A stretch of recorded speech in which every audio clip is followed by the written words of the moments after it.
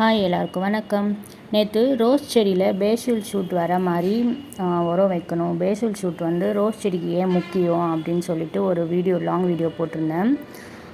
அதை பார்த்துட்டு கமெண்ட் செக்ஷனில் ஒருத்தர் பேசில் ஷூட்லாம் என்ன அப்படின்னு சொல்லிட்டு கேட்டிருந்தாங்க. அதுக்கான விளக்கம் இந்த வீடியோவில் பார்க்கலாம். இப்போ நான் காமிச்சிட்ருக்கிற செடியிலையும் பேசில் ஷூட் வந்திருக்கு. நான் கை வச்சு காமிக்கிறேன் பார்த்தீங்களா, அதுதான் பேசில் ஷூட். பேசில் ஷூட் அப்படின்னா என்னென்னா, நம்ம நர்சரிலேருந்து செடி வாங்கிட்டு வருவோம்ல, அதில் ஒட்டு செடின்னு ஒன்று இருக்கும், இந்த பூ பூக்கிற செடின்னு ஒன்று இருக்கும். இந்த பூ பூக்கிற செடி அந்த ஆண் செடியோட ஒட்டு கட்டி வச்சுருப்பாங்க.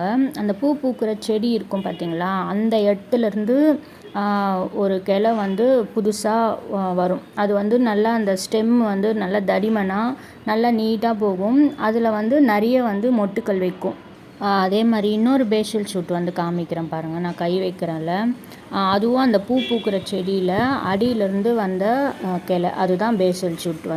அந்த வீடியோவில் நான் நிறைய 4-5 மொட்டு பூத்திருக்கும் காமிச்சல, அந்த கிளை அதில் பூக்கள் நான் பறிச்சிட்டேன். இப்போது அந்த பேசில் ஷூட்லேருந்து சைடில் ஒரு கிளை வருது பார்த்தீங்களா, அது நார்மலாக வர கிளைங்க. அந்த கிளையில் ஒரு பூக்கள் இல்லை 2 பூக்கள் தான் வரும். அந்த பேசில் ஷூட்டில் மட்டும் கொட்டாக பூக்கள் வைக்கும்.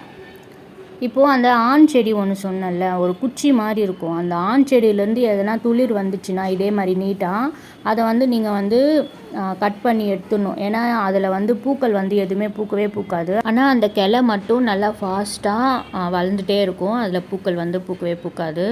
அந்த கிளை நல்லா வளர்ந்துச்சு அப்படின்னா பூ பூக்கிற செடி இருக்குது பார்த்தீங்களா, அதோட க்ரோத் அப்படியே நின்று போயிடும். அதனால் அந்த கிளையை கட் பண்ணி எடுத்துருங்க. இப்போ பேசில் ஷூட் அப்படின்னா என்னென்ட்டு புரிஞ்சிருக்குன்னு நம்புகிறேன். மறக்காமல் என் சேனலை சப்ஸ்கிரைப் பண்ணுங்கள். தேங்க்யூ.